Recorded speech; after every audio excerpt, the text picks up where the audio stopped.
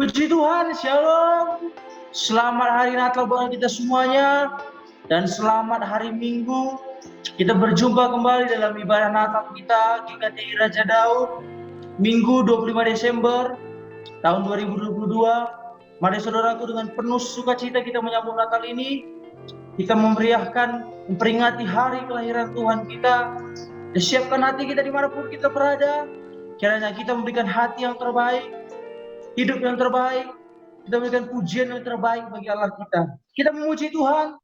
Sebelum kita berdoa, kita angkat pujian ini, kita katakan, mulia, sembah Raja mulia.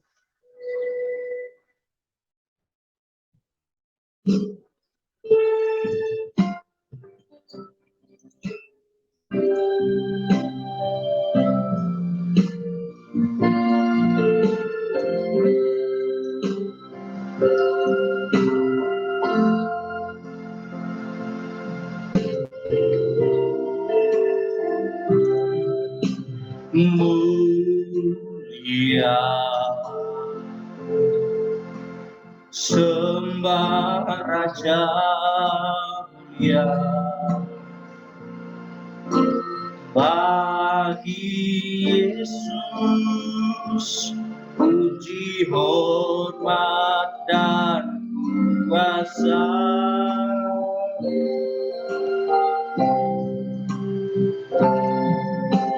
Mulia,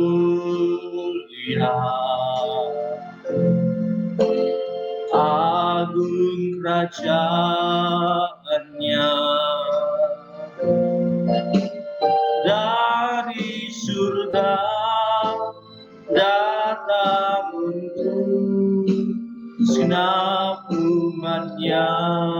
Katakan, dipuji, dipuji, ditinggikan namanya Yesus. Hormat dan muliakanlah Yesus Raja. Mulia,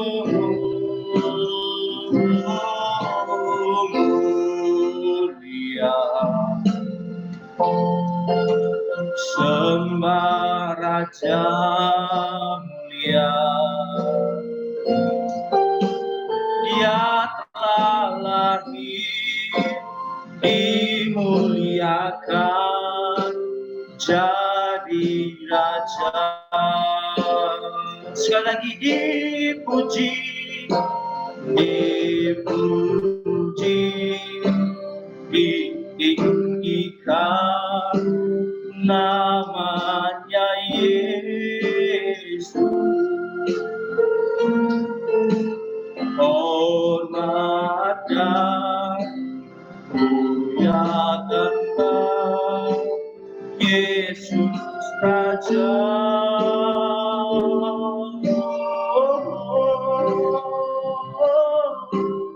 Mulia, sembah Raja mulia. Dia telah lahir, dimuliakan, jadi Raja. Dia telah lahir, dia telah lahir, dimuliakan, jadi Raja. Dia telah lahir, dia telah lahir, dimuliakan, jadi Raja.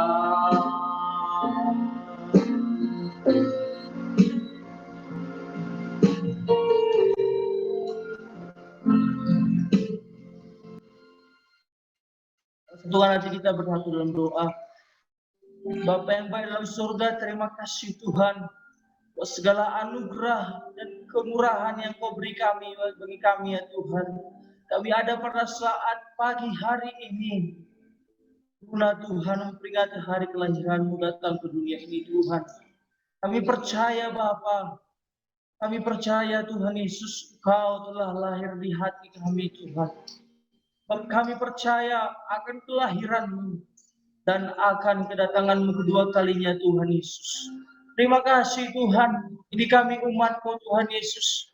Dimanapun kami berada Tuhan, kiranya Tuhan Yesus alirkan sukacita-Mu.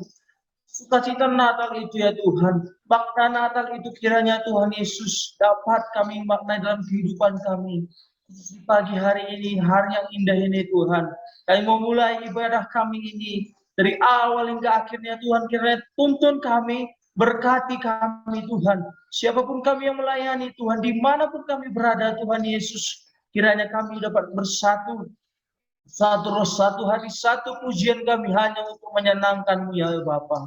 Terima kasih Tuhan, kami mulai ibadah ini. Khusus juga pemberitaan firman-Mu juga mau tolong kami untuk mengerti dan memaknai Natal Tuhan pada di setiap kehidupan kami Tuhan. Sehingga ya Bapa, apa yang kami dengar tidak sia-sia Bapa.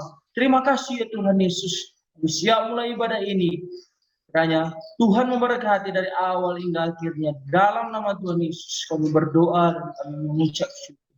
Sama-sama kita katakan amin. Kiranya sukacita Natal itu ada bersama kita saudaraku. Kita memuji Tuhan. Kita katakan Gloria.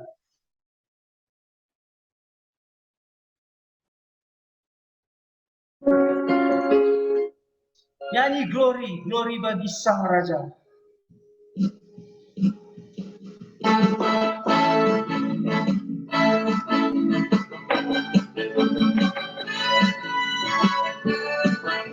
Kalau kita berada, kita bertepuk tangan, kita bersukacita.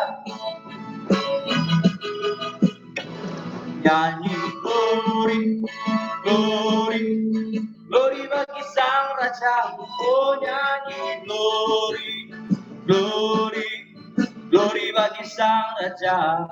Nyanyi glory, glory, glory bagi Sang Raja. Mari rayakan dan nyanyi. Mari glory, glory, glory bagi Sang Raja. Oh nyanyi glory, glory, glory bagi Sang Raja. Nyanyi glory, glory, glory bagi Sang Raja. Mari rayakan dan nyanyi kita akan merasa bahagia bila kita menyembahnya. Kita akan merasa sukacita bila kita semua nyanyi glory, glory, glory bagi Sang Raja. Nyanyi glory, glory, glory bagi Sang Raja. Nyanyi glory, glory, glory bagi Sang Raja. Mari rayakan dannya. Mari serukan, mari serukan, hey, serukan, hey, bahwa Yesus Sang Raja. Oh mari serukan, serukan, bahwa Yesus Sang Raja. Mari serukan, serukan, serukan, bahwa Yesus Sang Raja. Mari rayakan dan nyanyi. Kita akan merasa bahagia bila kita menyembahnya. Kita akan merasa sukacita bila kita semua nyanyi glory, glory, glory bagi Sang Raja. Oh nyanyi glory, glory, glory bagi Sang Raja.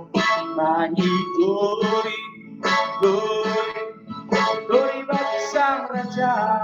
Mari rayakan dan nyanyi. Mari rayakan, mari rayakan dan nyanyi. Berita sukacita Natal. Beginilah firman Tuhan. Lalu kata malaikat itu kepada mereka, "Jangan takut, sebab sesungguhnya aku memberitakan kepadamu kesukaan besar untuk seluruh bangsa. Hari ini telah lahir bagimu juru selamat, yaitu Kristus Tuhan di kota Daud." Demikianlah firman Tuhan. Kita katakan, Dia lahir untuk kami.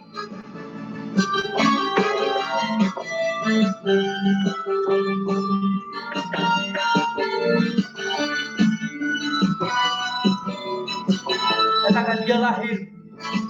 Dia lahir untuk kami. Dia mati untuk kami. Dia bangkit bagi kami semua. Dia Yesus sobat kami, Dia Yesus Tuhan kami, Sang penebus juru selamat. Sekali lagi, Dia lahir untuk kami. Dia lahir untuk kami, Dia mati untuk kami, Dia bangkit bagi kami semua. Dia itu sobat kami, Dia itu Allah, Sang penebus juru selamat dunia. Dia itu firman Allah yang turun ke bumi, yang jadi sama dengan manusia. Dia itu Tuhan kami, Dia itu Allah kami, Dia Raja di atas segala raja. Dia itu firman Allah, Dia itu firman Allah yang turun ke bumi, yang jadi sama dengan manusia. Dia itu Tuhan kami, Dia itu Allah kami, Sang Raja di atas segala. Dia Raja, Dia Raja di atas segala raja. Dia Raja, Dia Raja di atas segala raja.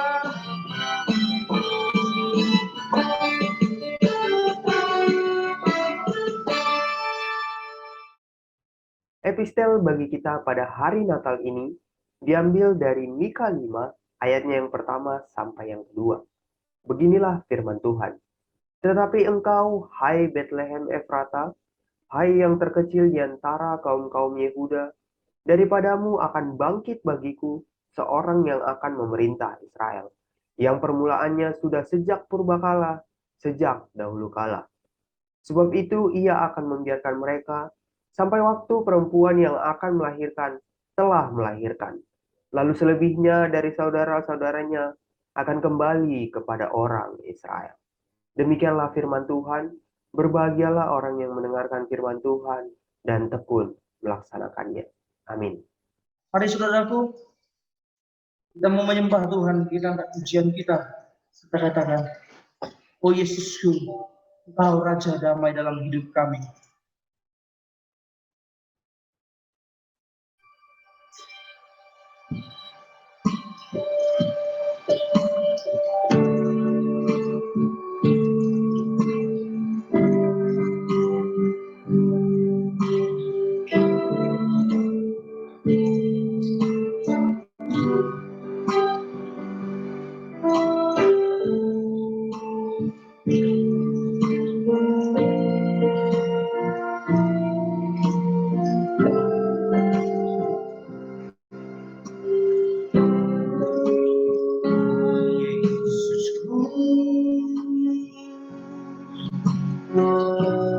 Engkaulah Raja damai,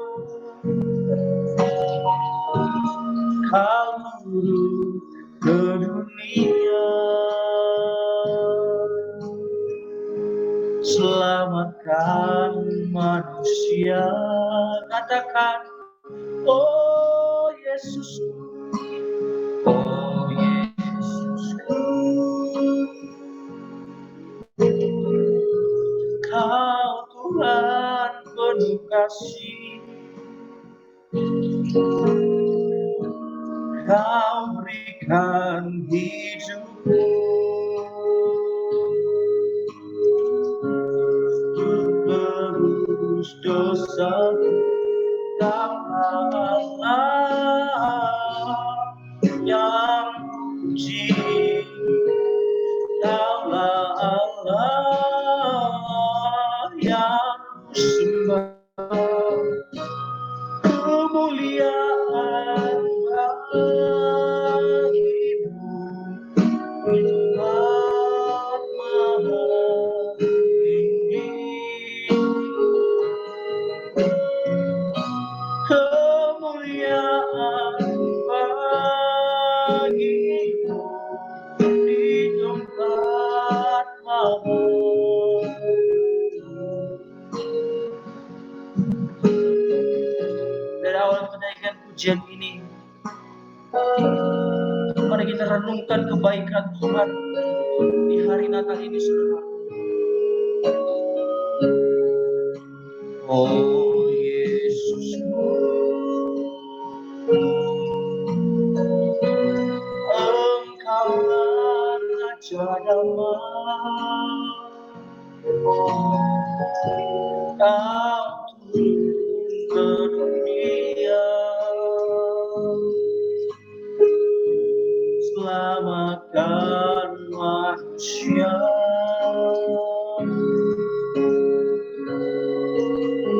Oh Yesusku, Yesusku, Kau Tuhan penuh kasih. Berikan hidupmu untuk menebus dosa. Kaulah Allah yang puji, Kaulah Allah yang sembah. Kemuliaan bagimu di tempat maha tinggi. Kemuliaan bagimu di tempat maha tinggi. Kemuliaan bagimu di tempat maha tinggi. Kemuliaan bagimu di tempat maha tinggi. Kemuliaan hanya bagi Yesus yang telah menebus kami. Segala pujian bagimu. Kau baik Yesus. Haleluya. Terpujilah namamu, Raja damai. Kau Allah yang besar, kasih Engkau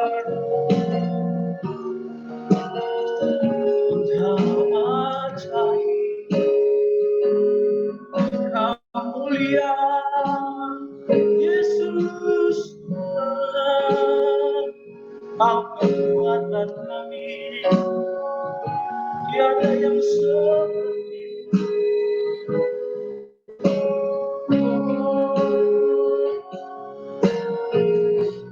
Kemuliaan bagimu di tempat maha tinggi.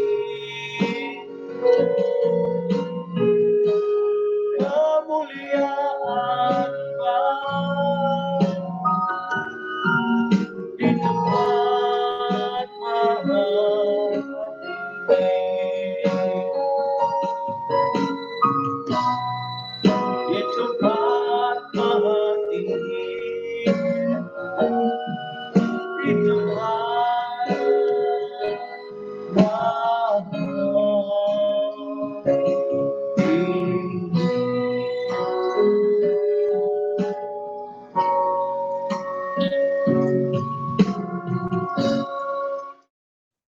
Bersama seluruh umat percaya di seluruh dunia, marilah kita mengucapkan pengakuan iman rasuli kita dengan berkata, Aku percaya kepada Allah, Bapa yang Maha Kuasa, Khalik langit dan bumi, dan kepada Yesus Kristus, anaknya yang tunggal Tuhan kita, yang dikandung daripada Roh Kudus, lahir dari anak darah Maria, yang menderita di bawah pemerintahan Pontius Pilatus, disalibkan, mati, dan dikuburkan. Turun ke dalam kerajaan maut, pada hari yang ketiga bangkit pula dari antara orang mati.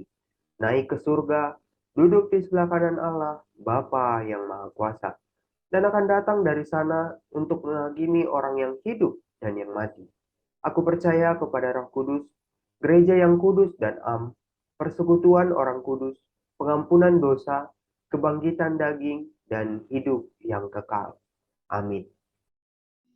Puji Tuhan, tiba saatnya saudaraku, kita mendengarkan firman Tuhan di pagi hari ini. Kita persiapkan hidup kita untuk mendengarkan firman Tuhan yang akan disampaikan oleh hamba-Nya.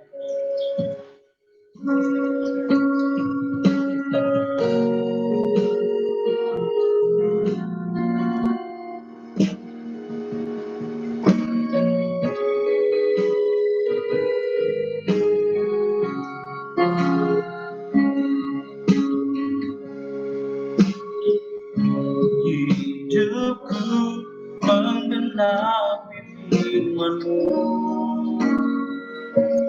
tanda mukjizat sertai tiap langkah. Kau bersama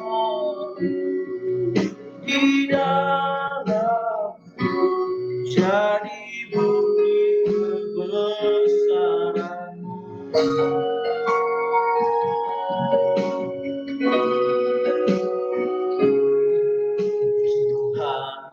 Kau sempurna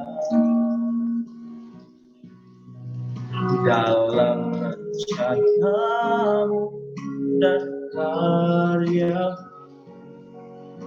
Ku serahkan hidup, murnikan dengan Roh-Mu, Tuhan. Kau sempurna dalam rencana-Mu dan karya-Mu. Ku serahkan hidup, murnikan dengan Roh-Mu. Hidupku menggenapi firman-Mu, tanda mukjizat sertai setiap langkah. Kau bersama di dalam, jadi bukti kebesaran hidupmu. Menggenapi firman-Mu, tanda mukjizat sertai setiap langkahku. Kau bersama di dalam, jadi bukti kebesaran, jadi bukti kebesaran-Mu, jadi bukti kebesaran-Mu. Diserahkan pada hamba-Nya. Mari kita bersatu di dalam doa. Bapa di dalam surga, kami mengucap syukur atas segala kasih karunia kebaikan-Mu, hingga pada hari ini kami bisa kembali untuk beribadah dalam memperingati kelahiran-Mu dalam ibadah Natal ini. Terima kasih Bapa, berkatilah setiap umat-Mu, jemaat-Mu dimanapun mereka berada, agar dapat mengikuti ibadah dengan baik, menaikkan pujian syukur di hadapan-Mu, dan sebentar ingin mendengarkan kebenaran firman-Mu. Urapi hamba-Mu yang penuh dengan dosa dan keterbatasan ini, agar apapun yang hamba-Mu sampaikanlah suara daripadamu, berita sukacita Natal, dan setiap jemaat yang mengikuti ibadah ini secara online bisa mendapatkan makna Natal yang sesungguhnya. Roh Kuduslah yang berotoritas dalam penyampaian firman ini. Dimuliakan, ditinggikan namamu, melalui perantaraan anakmu Yesus Kristus dan persekutuan Roh Kudus. Kami telah berdoa dan mengucap syukur. Amin. Shalom Bapak Ibu Saudara, selamat Natal kembali saya ucapkan untuk kita semua dan selamat hari Minggu. Jadi memang tahun ini khusus Natalnya bertepatan dengan hari Minggu, tentu ini menjadi sukacita yang double untuk kita semua. Kemarin kita sudah ibadah malam Natal, dan hari ini tanggal 25 Desember kita kembali merayakan ibadah Natal umum. Oleh karena itu, setiap umat yang dimanapun berada mengikuti live streaming YouTube GKTI Raja Daud ini bisa mengikuti ibadah dari awal sampai akhir dan belajar kebenaran firman. Kemarin di ibadah malam Natal saya sudah janji penyampaian firman Tuhan khusus untuk Natal sampai tahun baru. Saya akan menggunakan pengajaran atau slide PowerPoint supaya jemaat kembali teredukasi tentang setiap peristiwa-peristiwa Natal secara historis dan secara mendalam. Dan terkhusus hari ini kita ada perjamuan kudus. Oleh karena itu, siapkan hati dan pikiran, walaupun beribadah mungkin dari rumah, ayo dengan sikap yang hormat, yang gentar di hadapan Tuhan, karena nanti kita akan menyambut tubuh dan darah Kristus. Baik, kita akan mulai khotbah di ibadah Natal umum ini. Saya akan share screen. Kalau kemarin kita belajar mengenai orang Majus dari timur, maka sekarang saya ingin mengajak Bapak Ibu Saudara belajar mengenai para gembala. Mari buka Alkitab kita dari Lukas pasal 2 ayat 15. Kalau kemarin orang Majus Matius pasal 2 ayat 12, sekarang salah satu tokoh yang berperan dalam peristiwa Natal lainnya adalah para gembala, gembala-gembala. Lukas pasal 2 ayat 15, saya membuat tema Natal kita di ibadah Natal umum ini. Marilah kita pergi ke Bethlehem seperti yang diberitahukan Tuhan kepada kita. Kalau kemarin kita sudah menggali orang Majus dari timur, baik secara historisnya, secara latar belakang perjanjian lama, dan refleksi Natalnya kepada kita, hari ini kita akan melihat dari tokoh para gembala. Kiranya Bapak Ibu Saudara bisa terus memperhatikan layar yang mengikuti secara online agar bisa memahami konteks para gembala di ibadah Natal ini. Baik. Satu perikopnya, gembala-gembala di Alkitab kita itu mulai dari Lukas pasal 2 ayat 8 sampai 20. Ini keseluruhan satu perikop yang saya tampilkan, di mana ada gembala yang tinggal di padang menjaga kawanan ternak. Lalu datanglah malaikat Tuhan membawa berita sukacita. Jangan takut, sebab sesungguhnya aku memberitahukan kepadamu segala yang besar untuk seluruh bangsa. Hari ini telah lahir bagimu juru selamat, yaitu Kristus Tuhan di kota Daud. Itu menjadi berita sukacita Natal kita tadi dalam prosesi ibadah. Lalu tampaklah malaikat, sejumlah bala tentara surga memuji Allah dengan banyaknya dan dengan riangnya merayakan kelahiran juru selamat. Lalu gembala yang mungkin ketakutan dan tidak mengerti apa pesan malaikat langsung berkata di ayat 15, marilah kita pergi ke Bethlehem untuk melihat apa yang terjadi di sana, seperti yang diberitahukan Tuhan kepada kita. Lalu kita tahu kelanjutan kisahnya, mereka bertemu Maria dan Yusuf serta bayi Yesus yang dibungkus oleh lampin di palungan. Nanti kita akan coba gali apa maksud semua itu. Baik, mari tetap perhatikan Alkitab, mari tetap perhatikan layar PowerPoint yang saya bagikan untuk kita pelajari. Kita mulai dulu dari siapa gembala itu. Ya. Gembala dalam bahasa aslinya poimen itu sering diartikan the feeder atau pemberi makan atau juga protektor, penjaga. Ya, protektor, pemelihara, penjaga dan juga pemberi makan. Tentu yang dimaksud adalah kawanan ternak, kambing, domba, seperti itu. Kalau dalam bahasa Inggris sering disebut shepherds atau pastor yang juga digunakan dari bahasa Latin ya. Jadi pastor itu sebenarnya artinya gembala ya. Makanya sekarang banyak pendeta dipanggil pastor, dia harus menggembalakan sebuah jemaat ya, pastor. Bukan berarti itu milik rekan kita Katolik, bukan, tetapi pastor itu dari bahasa Latin yang juga dipakai di bahasa Inggris ya. Atau shepherds, gembala-gembala, seorang yang menjaga sebuah kawanan atau domba. Jadi memang kerjanya itu ya memelihara, menjaga dan memberi makan ternak, kambing, domba.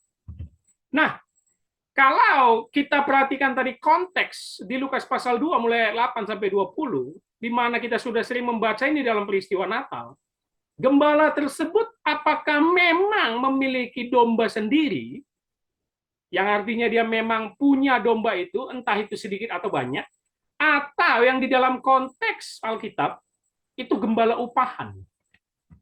Nah, ini bisa kita lihat nanti secara terang-benderang di slide berikutnya, karena gembala upahan itu yang memang dia diberikan upah oleh pemilik, ya, pemilik asli ternak-ternak itu, entah itu digunakannya untuk kebutuhan jual beli atau memang dia memeliharanya untuk menjaga ternaknya. Jadi memang pada zaman dulu banyak yang namanya gembala upahan, sangat banyak sekali.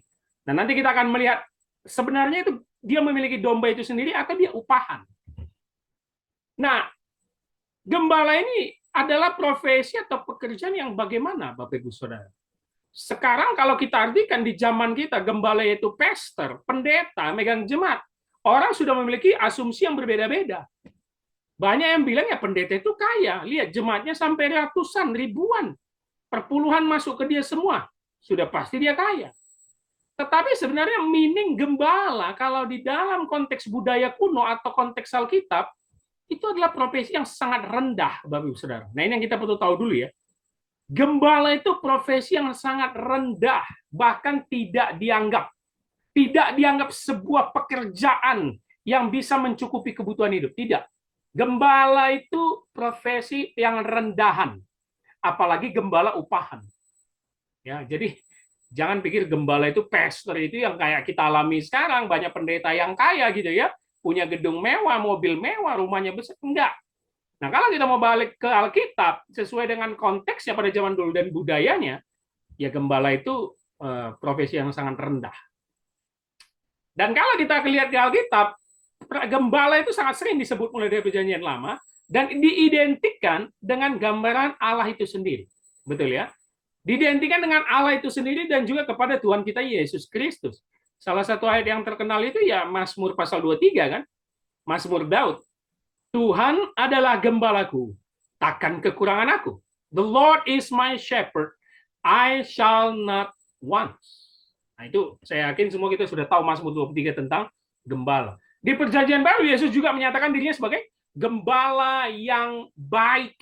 Ya, Yesus berulang kali mengatakan itu bahwa dia adalah gembala yang baik, yang mendengar dan mengetahui nama domba-dombanya. Nah, nanti kita akan semakin mendalam melihat profesi gembala ini bagaimana sebenarnya ya.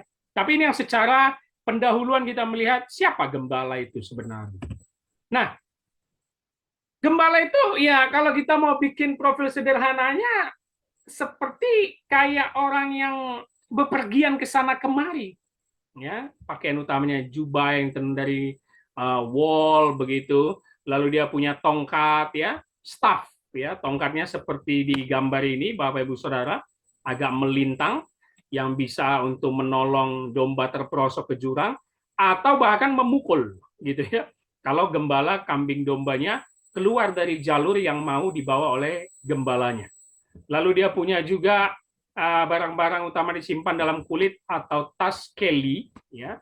Tas ini biasanya berupa kulit tawet utuh yang salah satunya kaki diikat dengan leher dan membentuk bukaan. Jadi kayak ada tas samping begitu. Dia biasanya dibantu dalam pemeliharaan dan pemeliharaan domba oleh seekor anjing. Nah, ini konteks di Timur Tengah, ya. Di Suriah, anjing Kurdi menjadi pelindung terbaik bagi domba. Jadi sebenarnya dia memiliki kayak pengawal gembala itu anjing Kurdi untuk melindungi dombanya juga. Karena tidak seperti anjing kota yang pengecut, mereka tidak takut akan mengusir binatang buas. Nah, di dalam konteks budaya kuno juga ada perbedaan menggembalakan domba dengan kambing. Perhatikan gambar yang di layar, Bapak Ibu Saudara. Kalau domba, gembalanya di depan. Nah, jadi dombanya mengikut dari belakang. Betul ya? Makanya dalam teks Alkitab sering dikatakan, dombaku mendengar suaraku. Suara gembala domba itu sudah dihafal oleh domba-dombanya. Kalau kita sebagai turis misalnya datang ke sebuah kawanan domba di luar negeri, entah di mana itu, di negara manapun, kita berteriak ingin memanggil, mereka nggak akan pernah menoleh, Bapak Ibu Saudara. Tetapi sekali gembalanya yang memanggil, mereka semua menoleh. Karena yang mereka hafal dan pahami hanya suara gembalanya. Makanya konteks itu dimasukkan ke dalam Alkitab, sebagaimana kita umat Tuhan juga, hanya mendengar suara gembala agung kita, yaitu Yesus Kristus. Jangan dengar yang lain. Itu tandanya engkau domba yang taat. Dan engkau mengikuti langkah gembalamu. Makanya domba itu di belakang, dia ngikut. Kemanapun gembala itu jalan, dia ngikut. Nah, sedangkan gambar di kanan, ini gembala kambing. Kambing ini terkenal hewan yang liar, ya, melawan seperti itu. Gembalanya harus di belakang. Kenapa? Karena sering sekali kambing itu tidak sesuai jalur dan berantakan ke sana kemari, tidak membentuk jalur yang diinginkan gembala. Maka itu staf atau tongkat berguna untuk memukul para kambing untuk kembali ke jalur sesuai yang diinginkan gembala. Jadi kambing itu sedikit melawan. Jadi jalannya gembala itu harus di belakang untuk melihat kawanan kambing berada di jalur atau track yang tepat. Jadi berbeda dengan gembala domba. Ini pemahaman dalam konteks zaman dulu, Bapak Ibu Saudara. Makanya saya sering sekali katakan kepada jemaat, engkau itu domba atau kambing. Kalau engkau domba, engkau taat. Kalau engkau kambing, engkau melawan. Nah, itu sering sekali saya katakan ya. Kalau engkau domba, engkau dengar suara Tuhan, gembalamu yang agung. Kalau engkau domba, engkau ikuti jalannya yang sangkal diri dan pikul salib. Tapi kalau engkau kambing, engkau pasti kemauanmu sendiri aja keluar dari jalur Tuhan. Pengennya ke sini, pengennya nanduk, pengennya melawan, pengennya sini. Itu kambing. Jangan salah, nanti Tuhan sebagai gembala akan memukul engkau dengan tongkatnya. Baru tahu kesakitan ya. Makanya banyak orang yang bilang kalau sudah dihukum Tuhan, barulah bertobat ya. Artinya kalau engkau selama ini kambing yang liar, kerjamu ke sana kemari nanduk orang, dipukul pakai tongkat, engkau akhirnya menjadi domba yang taat. Tapi kan jangan sampailah kita dipukul Tuhan, karena mengerikan sekali murkanya kalau terjadi dalam hidup kita. Nah, ini sedikit sekilas tentang historis siapa itu gembala. Salah satu pendapat dari sarjana perjanjian baru yang sangat terkenal, yang menulis The Gospel Look dari New Testament International Commentary, Joel Green, dia katakan begini, gembala dalam masyarakat agraris, ya Israel itu kan agraris ya, di tanah Israel mungkin memiliki kepemilikan tanah kecil. Ada sih tanah kecilnya, tetapi yang tidak akan memadai dan tidak cukup untuk memenuhi kebutuhan keluarga mereka sendiri. Selain memikirkan kebutuhan mereka sendiri, mereka juga terkena beban perpajakan. Akibatnya, mereka mungkin menyewakan diri mereka sendiri bekerja demi upah. Nah, di sini kita sudah mulai tahu, di dalam konteks Lukas pasal 2 ayat 8 sampai 20 tentang gembala-gembala, kemungkinan besar mereka adalah gembala upahan. Nanti akan semakin diperjelas ketika kita mengupas ayatnya, Bapak Saudara. Karena mereka hidupnya susah. Yang seperti saya katakan, ini profesi rendahan. Jangan dianggap hebat, enggak. Bahkan enggak dianggap itu sebagai suatu pekerjaan. Terhina mereka. Sehingga mereka tidak punya sesuatu untuk dimiliki, tidak punya pendapatan, maka mereka harus mengupah, memberikan diri mereka untuk diupah, menjaga kambing domba kepunyaan orang lain. Entah itu mungkin punya orang kaya, begitu ya, yang punya 100 domba atau 100 kambing. Dan mereka harus melakukan itu untuk mencukupi kebutuhan hidup mereka. Jadi susah hidup gembala. Ya, beda kalau gembala ke gereja zaman sekarang. Kaya-kaya, aneh juga saya mikirnya, ya, tidak sesuai Alkitabiah. Nah, saya mau testing. Ini akan berkaitan dengan cerita Natal dan juga gembala yang datang menjumpai Maria dan Yusuf. Ya, di ibadah malam Natal kemarin saya juga testing ya supaya kita tidak latah merayakan Natal. Benarkah Yesus lahir di kandang hewan? Benarkah para gembala yang sudah mendengar suara malaikat pergi untuk menjumpai bayi Yesus itu di kandang hewan? Ya, ini kandang ya, bukan kendang ini. Sorry, salah tulis. Kandang hewan. Benarkah itu? Ya, kita lihat Lukas 2 ayat 7. Dan ia melahirkan seorang anak laki-laki, anaknya yang sulung, lalu dibungkusnya dengan lampin dan dibaringkannya dalam palungan, karena tidak ada tempat bagi mereka di rumah penginapan. Palunganlah sering diartikan selama ini bahwa Yesus lahir di kandang hewan, tempat yang kotor, hina, dan jorok. Nah, coba kita lihat. Palungan dalam bahasa Yunani itu petne, dalam bahasa Inggrisnya manger ya. Itu sebenarnya tempat tidur ternak artinya. Petne itu, palungan itu, tempat tidur ternak, atau juga feeding box, tempat makan hewan. Yang kalau dalam budaya dulu, itu tempat makannya keledai atau kuda. Nah, jadi sebenarnya bukan kandang hewan, tetapi tempat memberi makan mereka, the feeding box, gitu ya, the feeding box. Jadi Yesus itu bukan kayak ada di situ suatu wilayah dan di situ ada satu kandang hewan tok karena nggak ada penginapan gitu ya. Lalu Maria dan Yusuf masuk begitu. Enggak, bukan begitu. Mereka masuk kandang hewan enggak. Kenapa? Nah, kata kedua yang saya bold merah di sini, ini palungan yang petne manger. Yang kedua itu penginapan ya, in dalam bahasa Inggris itu seperti lodgement begitu ya, hostel. Tapi dalam bahasa Yunaninya kataluma. Itu sebenarnya guest room atau lodging place, ruang tamu, ya, atau ruang di bawah, itu ruang tamu sebenarnya. Berarti bagaimana kita melihatnya dari ayat ini? Yesus tidak dilahirkan di kandang, tetapi di sebuah rumah dengan lantai bawah yang berfungsi sebagai tempat berlindung hewan-hewan punya keluarga tersebut. Nah, itu dia.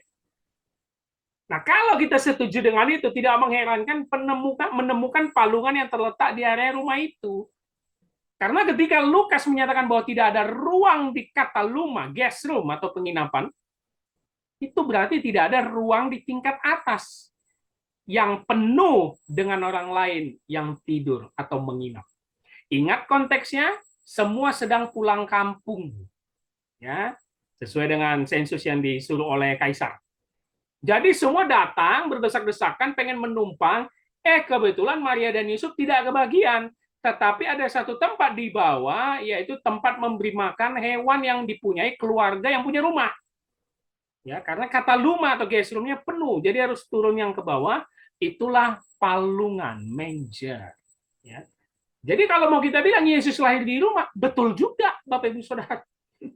Bahkan ada yang menafsir juga Yesus itu lahir gua, ya terserah lah ya, karena ini banyak sekali pendapat dan sejarah-sejarah mengenai tempat Yesus lahir ini, palungan lah, gua lah, tempat makan hewan lah, banyak sekali. Tetapi kita tahu itu meaningnya kepada satu hal. Nanti kita akan bahas di refleksi slide berikutnya. Jadi itu ya, ini testing supaya kayak kita jangan kayak buat Yesus itu kayak wah dia itu kawan awalnya, kawan pertamanya itu hewan gitu ya. Langsung masuk kandang hewan gitu Maria dan Yusuf karena nggak ada pengen. Enggak sebenarnya. Maria dan Yusuf dapat sih satu rumah, tetapi di ruang atasnya nggak dapat lagi. Tidak ada tempat di kataluma, itu ruang atas guest room itu, tapi di bawah ada. Dan kebetulan itu tempat makan hewan. Baik, saya memberikan satu quote di sini dengan melihat Yesus lahir di tempat makan hewan, manger. Putra Allah sendiri menampakkan diri di bumi dalam keadaan yang paling hina. Kelahiran yang rendah hati ini menyampaikan pesan yang luar biasa kepada ciptaan.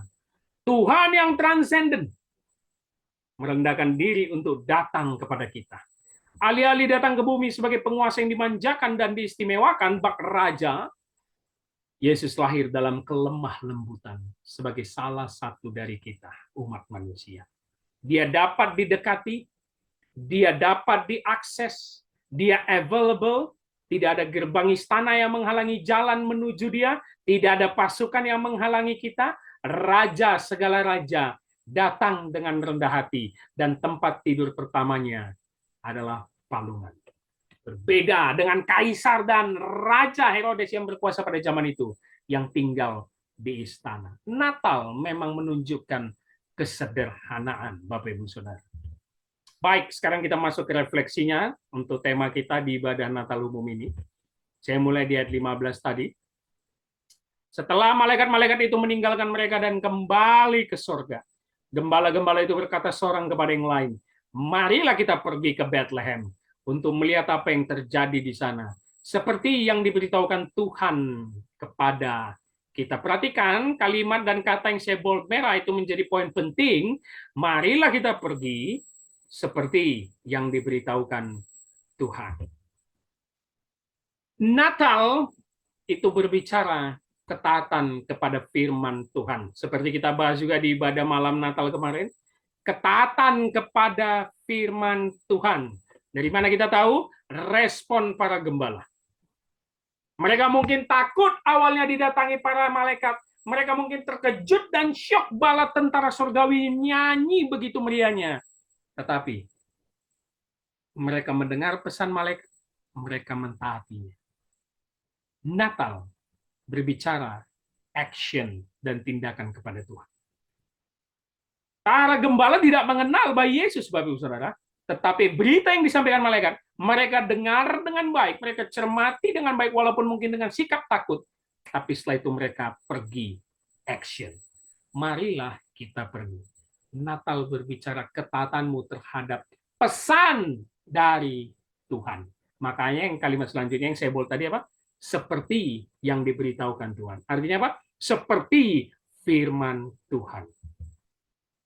Para gembala dipakai menjadi agennya Tuhan untuk menyampaikan kabar sukacita dan meyakinkan Maria dan Yusuf bahwa bayi Yesus yang lahir ini adalah Mesias yang dinanti. Mereka tidak peduli lagi kepada status dan pekerjaan mereka yang tadi kita bahas, bahwa mereka adalah gembala upah yang rendah sekali, yang tidak dianggap. Tetapi mereka pergi mentaati apa yang dikatakan malaikat, mentaati apa yang seperti dikatakan Tuhan. Mereka menempatkan Tuhan nomor satu dalam hidup mereka. Put God first. Ketaatan kepada firman Tuhan. Bapak Ibu Saudara, sudahkah engkau di dalam refleksikan Natal di tahun ini, engkau berjanji akan lebih taat kepada firman Tuhan? Para gembala percaya suara Tuhan. Mereka menjadi agen Tuhan dan mereka yakin bahwa malaikat Tuhan memilih mereka untuk menyampaikan kabar sukacita bahwa telah lahir juru selamat di kota Daud. Mereka yakin itu.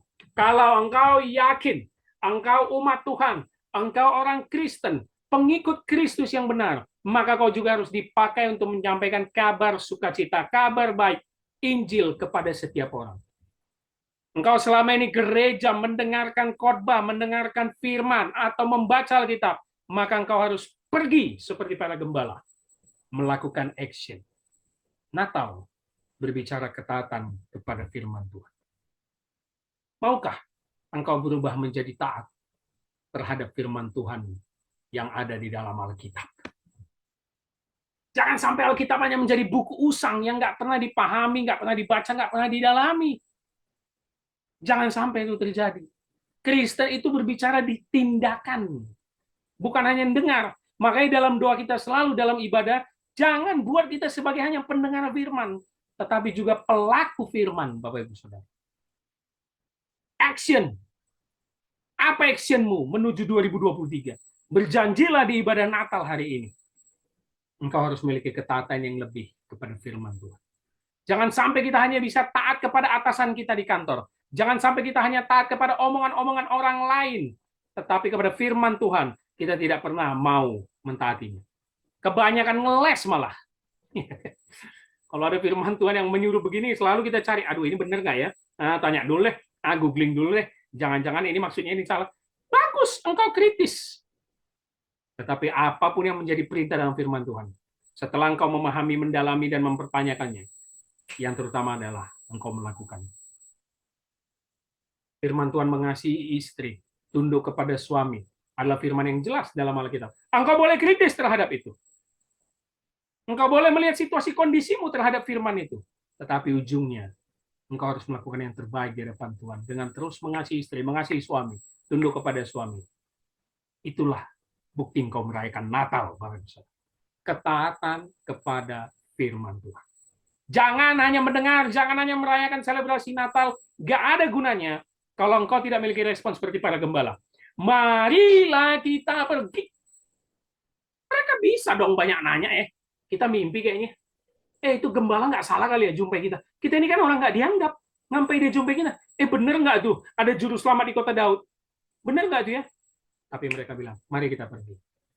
Karena apa? Karena apa? Seperti yang diberitahukan. Landasan mereka jelas, Bapak Saudara. Begitu juga landasan kita jelas. Firman Tuhan, Alkitab, yang membuat engkau harus action di dalam hidupmu. Itulah refleksi pertama dari Natal. Yang kedua ayat 16-nya Bapak Saudara, perhatikan Lukas pasal 2 ayat 16. Lalu mereka cepat-cepat berangkat dan menjumpai Maria dan Yusuf dan bayi itu yang sedang berbaring di dalam palungan. Jelas ya?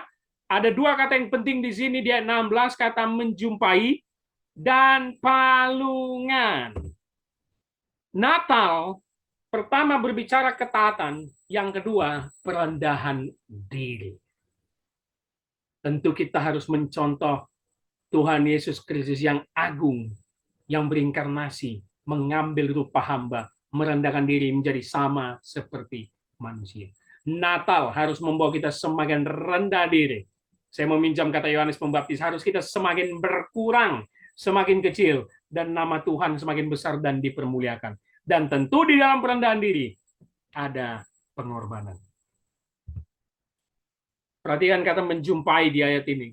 Dalam bahasa aslinya aneurisko, itu bisa bermakna to find by seeking out atau looking. Tahu nggak maksudnya apa, saudara?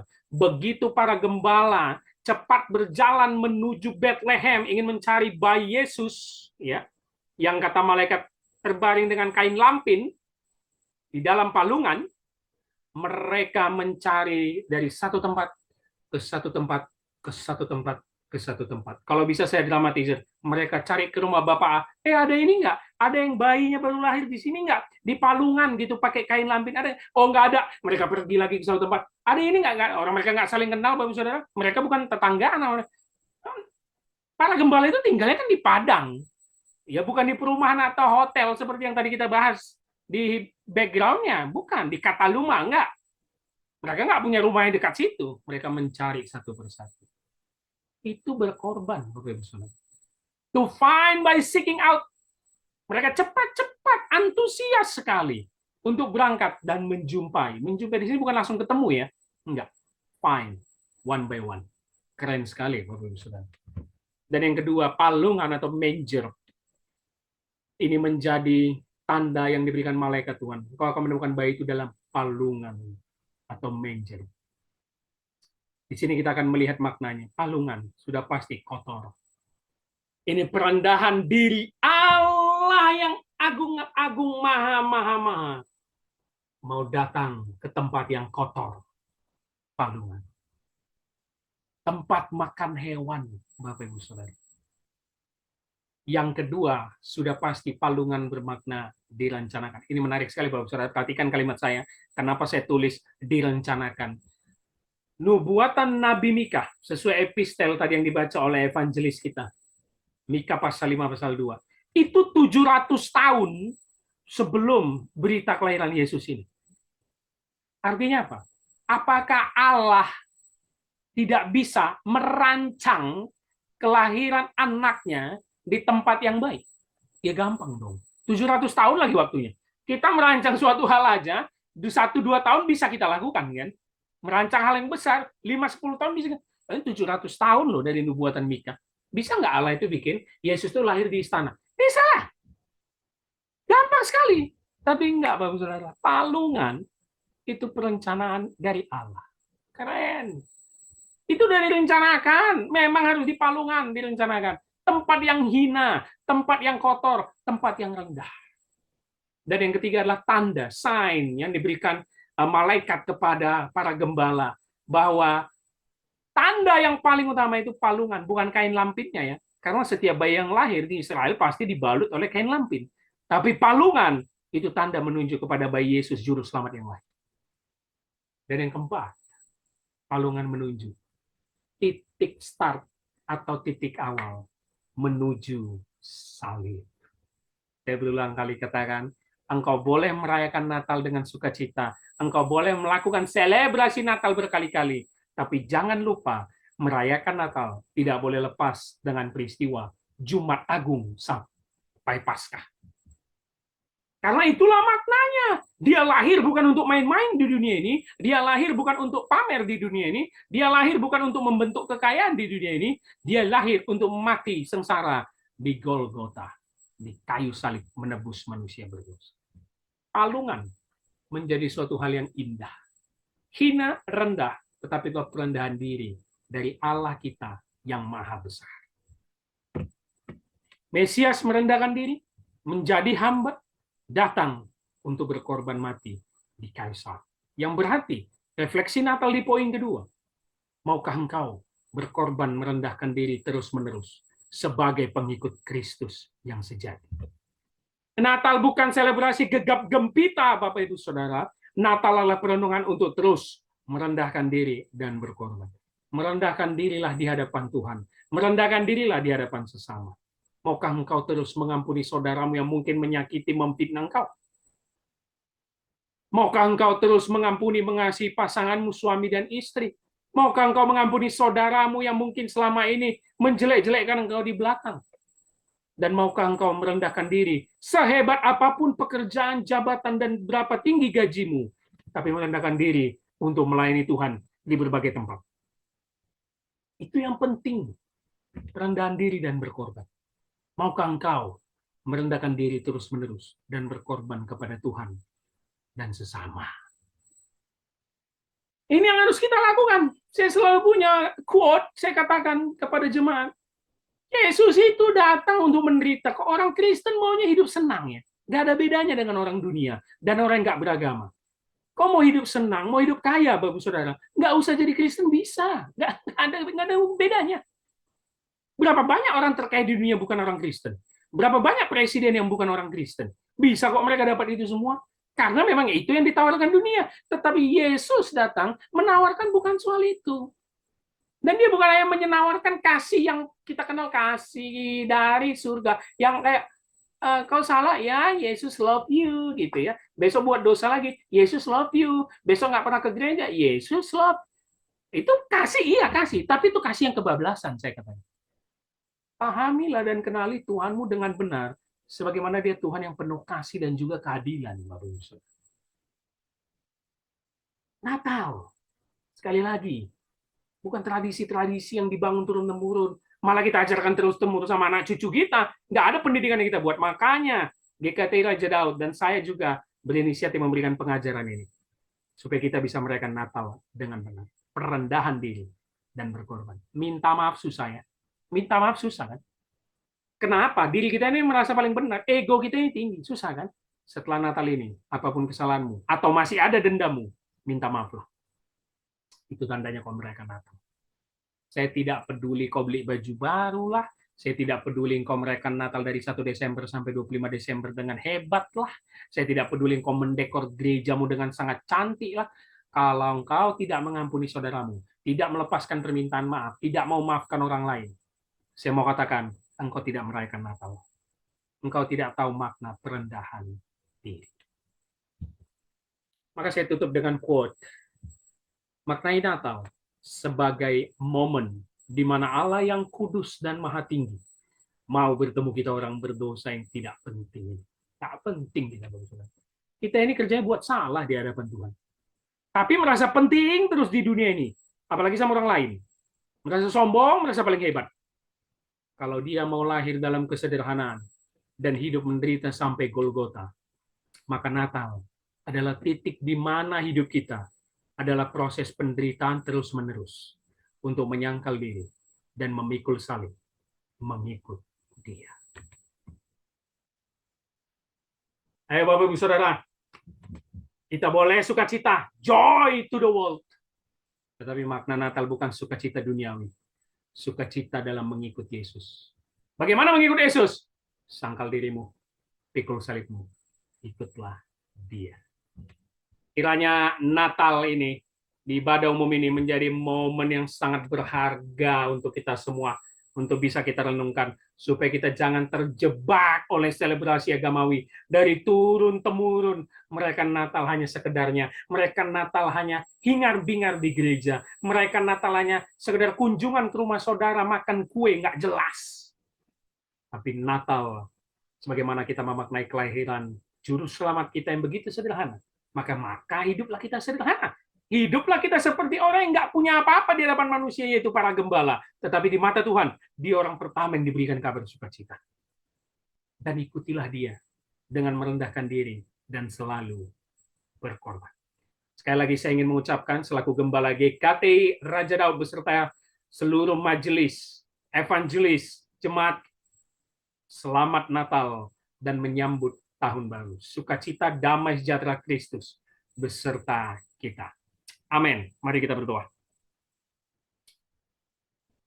Bapa di dalam surga, kami mengucap syukur.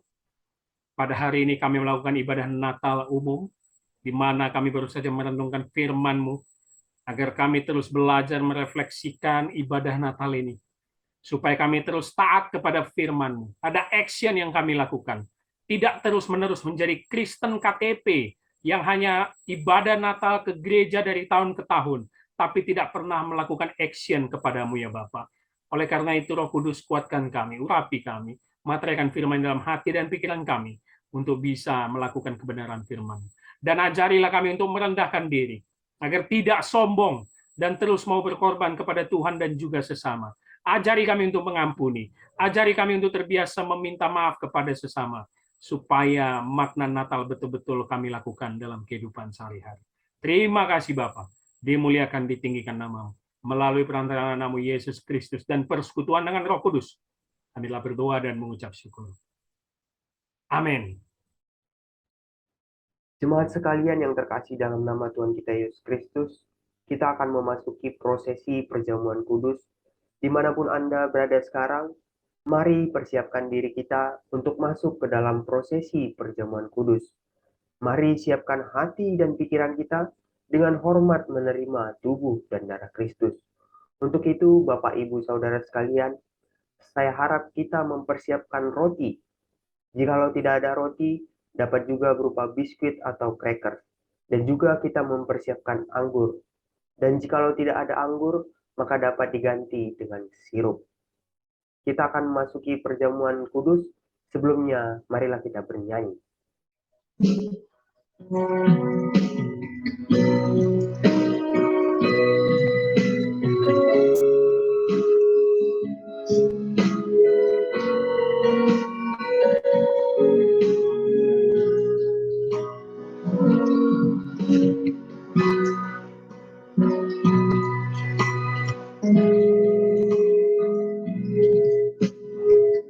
Telah kulihat bukti kasih-Mu,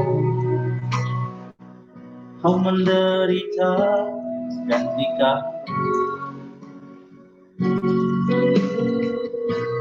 darah Kau selamatkanku. Diriku hidup menyenangkan. Telah kulihat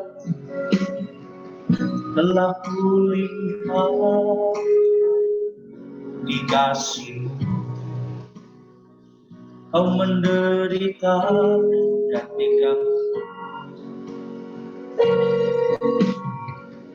dengan darah-Mu Kau selamatkanku. Hidupku hidup menyenangkan. Terlalu besar kasih-Mu Bapa, pengorbanan yang Kau berikan bagiku.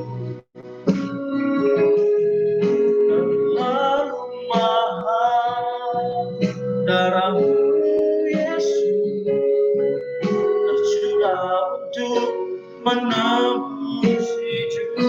Terlalu besar kasih-Mu Bapa, pengorbanan yang Kau berikan bagiku. Terlalu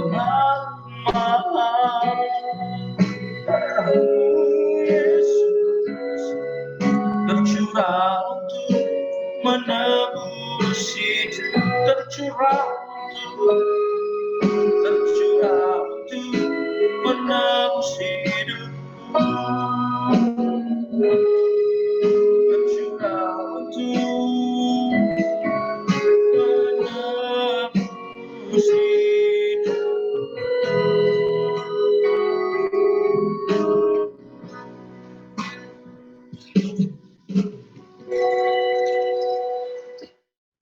Saudara yang terkasih, gereja kita GKTI hanya mengenal dua sakramen, sakramen baptisan dan perjamuan kudus. Sakramen perjamuan kudus yang dilakukan setiap hari besar Natal, Jumat Agung, dan ulang tahun gereja. Saat ini kita akan bersama-sama merayakan perjamuan kudus, karena Tuhan Yesus Kristus sendirilah yang menetapkannya dan mengundang kita untuk melakukannya. Perjamuan kudus diperuntukkan bagi saudara yang telah dibaptis dan mengaku percaya Yesus adalah satu-satunya juru selamat dunia. Kami juga dengan penuh sukacita menyambut saudara yang berasal dari gereja lain yang bersedia untuk merayakan perjamuan kudus melalui tayangan YouTube ini. Agar perjamuan kudus ini sungguh-sungguh menjadi berkat bagi kita, selayaknya lah kita memeriksa diri kita masing-masing di hadapan Tuhan. Apakah kita hidup dalam damai dengan Allah? Apakah kita hidup dalam damai dengan sesama kita? Suami, istri, orang tua dan anak, dengan saudara-saudara, dengan teman dan tetangga, dan dengan siapapun yang kita jumpai dalam kehidupan kita. Di dalam ketidaksempurnaan kita, kita percaya Allah menyucikan kita dari segala dosa kita, memperbaharui hidup kita, memampukan kita untuk mempersaksikan kasih Kristus melalui hidup kita dan melayakkan kita untuk merayakan perjamuan kudus saat ini. Saudara sekalian, karena segala sesuatu telah dipersiapkan, maka marilah saudara sekalian diundang untuk menerima tubuh dan darah Kristus. Angkatlah roti jauh tinggi di atas kepala kita. Beginilah firman Tuhan, lalu ia mengambil roti, mengucap syukur, memecah-mecahkannya, dan memberikannya kepada mereka, katanya, inilah tubuhku yang diserahkan bagi kamu, perbuatlah ini menjadi peringatan akan aku. Jemaat sekalian, marilah makan tubuh Kristus ini dengan iman, di dalam nama Tuhan Yesus.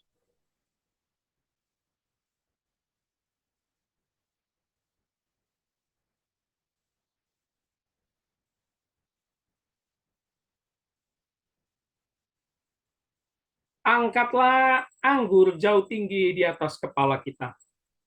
Demikian juga dibuatnya dengan cawan sesudah makan. Ia berkata, cawan ini adalah perjanjian baru oleh darahku, yang ditumpahkan bagi kamu. Jemaat sekalian, marilah minum darah Kristus dengan iman, di dalam nama Tuhan Yesus.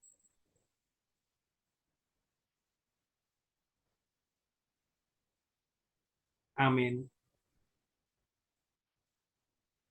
Mari kita berdoa. Bapa di dalam surga, kami baru saja melaksanakan prosesi perjamuan kudus. Biarlah kami meresapi tubuh dan darah-Mu sebagai bukti kami merayakan ibadah Natal ini. Dan biarlah melalui perjamuan kudus ini, kami semakin mengenal Engkau lebih dalam lagi, mengikuti jejak langkah-Mu yang sangkal diri dan pikul salib. Ajari kami Bapa, bantu dan tolong kami, agar kami tidak terikat kepada kehidupan duniawi, melainkan kami terus mengikuti langkah-Mu sebagai Gembala Agung kami. Terima kasih Bapa, biarlah tubuh dan darah-Mu mengingatkan kami atas pengorbanan-Mu, menebus manusia berdosa di kayu salib, sehingga kami umat-Mu mau terus berkorban kepada sesama. Inilah kami, pakailah kami, hamba dan alat-Mu, untuk terus setia melayani Engkau. Di dalam nama Yesus Kristus dan persekutuan Roh Kudus, kami telah berdoa dan mengucap syukur. Amin. Tiba saatnya kita akan memberikan persembahan kita, saudaraku. Kita memuji Tuhan, kita katakan, aku jalan kebenaran.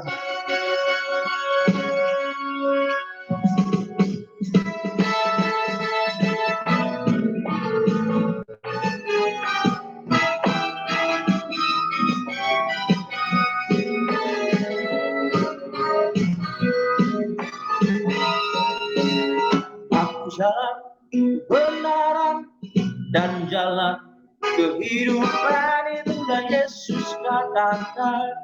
Aku percaya, amin, di dalam namanya ada keselamatan. Sekali lagi, Yesus jalan kebenaran dan jalan kehidupan, yang Yesus katakan. Aku percaya, amin, di dalam namanya ada keselamatan kekal. Glory, hallelujah.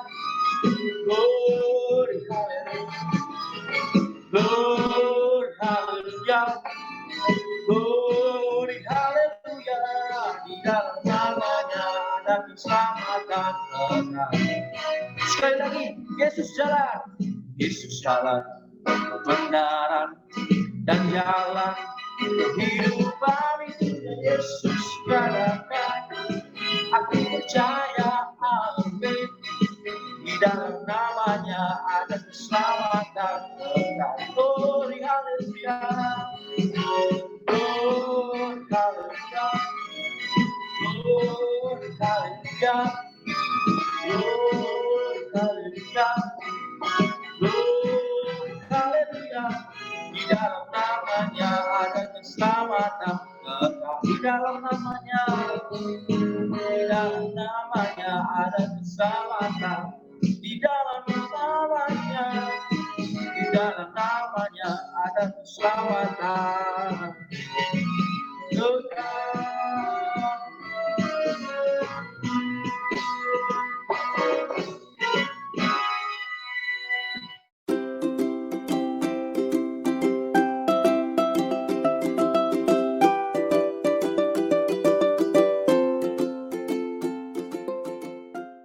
Mari kita akhiri ibadah Natal kita bersatu di dalam doa. Bapa dalam surga, kami mengucap syukur pada hari ini ada sukacita, di mana kami bersama seluruh teman-teman dimanapun berada merayakan ibadah Natal umum GKT Raja Daud. Biarlah nyanyian pujian kami menjadi sukacita di hadapan-Mu, menjadi kesukaan-Mu, menjadi dupa yang harum di hadapan-Mu, dan firman yang ditabur dimateraikan Roh Kudus dalam hati dan pikiran kami, supaya bukan saja kami sebagai pendengar firman, tetapi juga sebagai pelaku firman dalam kehidupan sehari-hari. Terima kasih Bapa, berkatilah terus pelayanan gereja-Mu yang Kau percayakan kepada kami GKT Raja Daud, segala visi misi programnya kami serahkan ke dalam tangan-Mu. Berkati juga setiap jemaat, teman-teman, majelis yang membantu pelayanan ini, agar kami satu hati untuk memuliakan Engkau dan mengajar banyak orang memahami firman-Mu lebih dalam lagi. Apapun pergumulan gereja ini, kiranya Bapa yang bantu dan memberikan jalan keluar untuk semuanya. Berkati tangan-tangan yang membantu pelayanan GKT Raja Daud selama ini, yang memberi persembahan dan memberi perpuluhan. Kiranya Bapa berkati pekerjaan mereka, keluarga mereka, aspek hidup mereka, dan apapun yang mereka inginkan selama ini belum tercapai. Bapalah yang melihat hati mereka dan mengabulkannya sesuai dengan waktu-Mu. Hamba-Mu berdoa buat teman-teman kami yang mungkin dalam keadaan sakit. Kiranya tangan Bapa yang menjamah mereka, menyembuhkan mereka, agar bisa kembali beraktivitas seperti biasa, bekerja dan beribadah bersama saudara seiman. Hamba-Mu berdoa buat bangsa kami Indonesia. Kiranya tangan Bapa yang memberkati pemerintahan pusat sampai daerahnya, agar tercipta pemerintahan yang baik, jujur, dan adil untuk mensejahterakan rakyat Indonesia. Menuju tahun-tahun politik ini kiranya tercipta suasana yang kondusif, tidak ada terjadi perpecahan, dan tercipta saling mengasihi.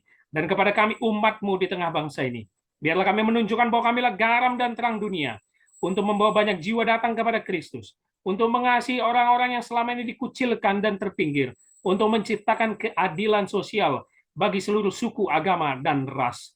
Dan biarlah nama Tuhan dipermuliakan di bangsa Indonesia ini. Terima kasih Bapak. Sebelum kami menerima berkat daripadamu. Mari jemaat Tuhan dimanapun berada, kita sama-sama berdoa doa yang diajarkan oleh Tuhan Yesus. Bapa kami yang di sorga, dikuduskanlah namamu, datanglah kerajaanmu, jadilah kehendakmu di bumi seperti di sorga. Berikanlah kami pada hari ini makanan kami yang secukupnya, dan ampunilah kami akan kesalahan kami, seperti kami juga mengampuni orang bersalah kepada kami. Dan janganlah membawa kami ke dalam pencobaan, tapi lepaskanlah kami daripada yang jahat, karena Engkau yang punya kerajaan, dan kuasa, dan kemuliaan sampai selama-lamanya. Amin. Arahkanlah hatimu dan terimalah berkat Tuhan. Tuhan memberkati engkau dan melindungi engkau. Tuhan menyinari engkau dengan wajahnya dan memberi engkau kasih karunia. Tuhan menghadapkan wajahnya kepadamu dan memberi engkau damai sejahtera. Amin.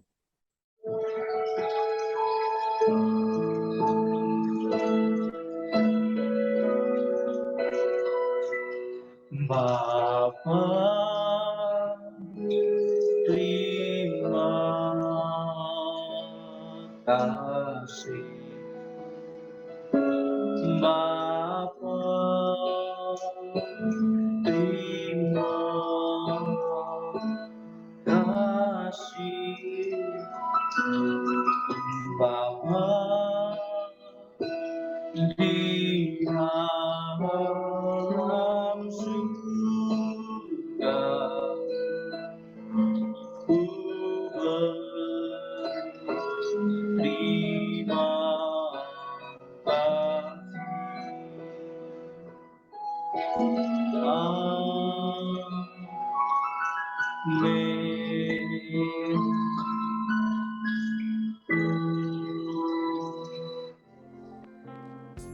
Amin. Puji Tuhan. Selamat Natal buat kita semuanya. Tuhan Yesus memberkati kita saudaraku. Kiranya sukacita Natal selalu ada senantiasa bersama kita. Kiranya makna Natal di tahun ini dapat kita renungkan dan dapat menjadi pegangan dalam kehidupan kita untuk menyambut tahun baru yang akan datang. Demikian rangkaian ibadah kita saudaraku di Natal 25 ini. Kiranya Tuhan Yesus memberkati kita semuanya. Dimanapun saudara berada, tetap mengandalkan Tuhan dan tetap berpegang harapan kepada Tuhan. Haleluya. Shalom. Sampai jumpa kembali.